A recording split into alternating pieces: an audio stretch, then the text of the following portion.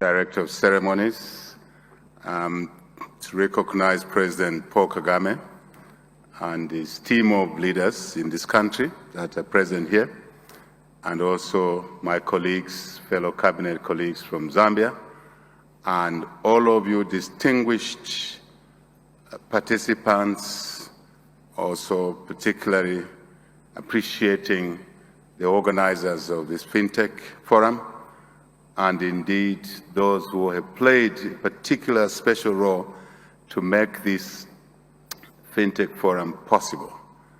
And ladies and gentlemen, I wish not to emphasize the technical aspects of this FinTech Forum, not to emphasize much on the particular aspects that would justify the importance of financial inclusion on the platform of technical, if you like, capabilities.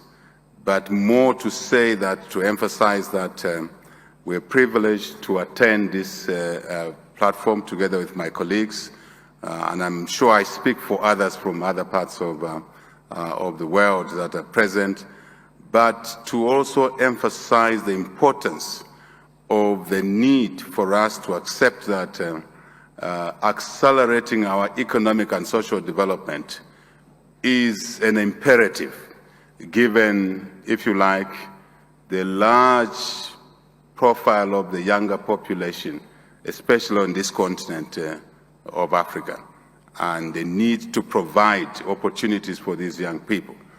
And to make it very clear that while before it was a debate as to the importance of technology, the importance of financial inclusion, access to capital, and indeed other aspects, it cannot be a question on our lips anymore, because it is one that we acknowledge that financial technology and access to finance, capital, is of utmost importance to our quest to achieve accelerated economic and social development, so we can take care of our populations.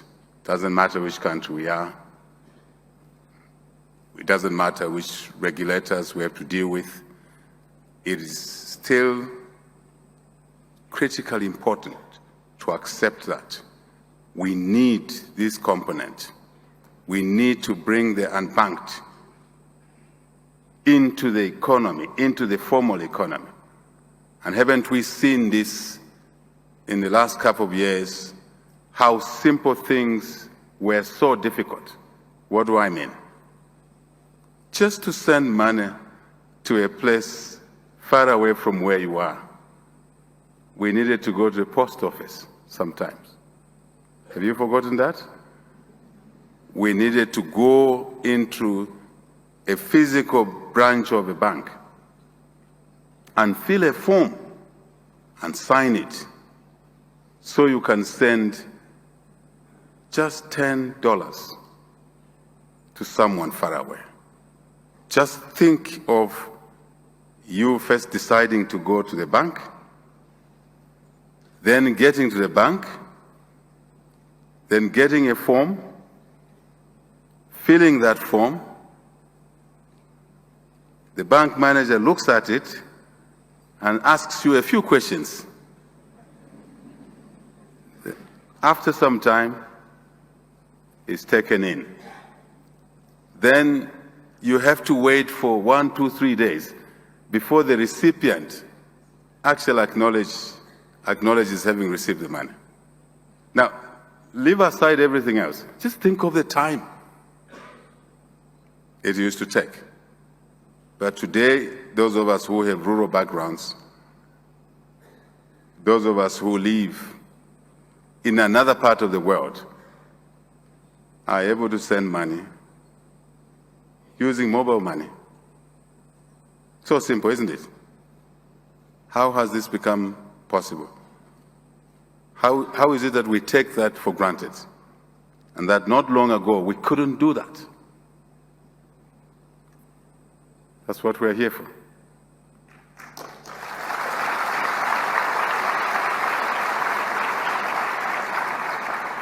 So it settles the argument or the debate as to whether this subject we are here for is important or not. We can then spend time to ensure that we can walk, in fact, race towards bringing more of our population into the financial world. Yes, you can talk about financial literacy, yeah. You can talk about curricula, that is true. You can talk about tools, that's okay. But I want to focus on the end point. The end point ought to be one that creates opportunities for all our people, irrespective of where they are, for them to participate, to take the opportunities that come with being part of the financial system, accessing capital. President Kagame and I were chatting that for us on this continent, we have a bone to chew with the global financial system, that we pay a higher cost of capital than anyone else. Why? But we are judged the same way. When our businesses are being assessed, when the risk profiles are being put together, we are benchmarked in the same way. I think it's an important issue I would like to raise, not as an insider, in terms of those who have organized this, Singapore, Rwanda, to say this should be part of our issue as we push for access, as we push technology platforms. We also need to push the importance of making capital available at a fair price.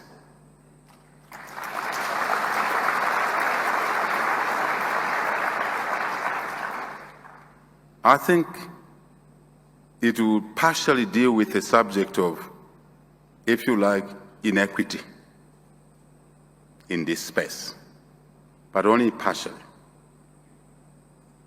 What else?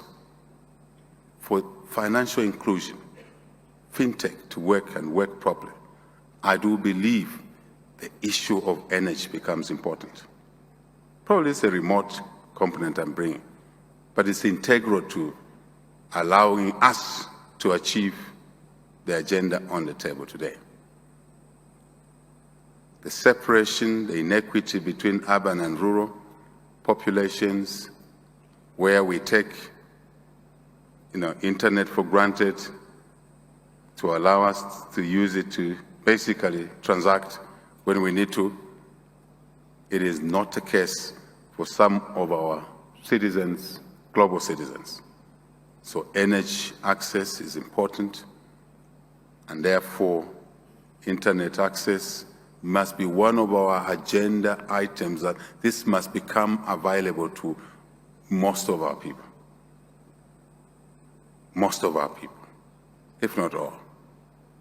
And today, with technology again, we are able to have off-grid energy, something that was difficult to even contemplate in some of our countries 15 years ago. Today, it's possible, cost is reasonable, solar. So, lastly, I have put quite a bit on the table. Lastly, I want to emphasize to the organizers how appreciative we are to be part of this forum, but also as a public worker, as your servant, so is President Kagame, and the ministers that are here. Doesn't matter which country you come from, regulators that are here, it doesn't matter where you come from. We want to confirm, and I'm being naughty here because I didn't consult President Kagame, but we want to confirm that. We want to confirm our support for this agenda. We want to confirm our support for this agenda.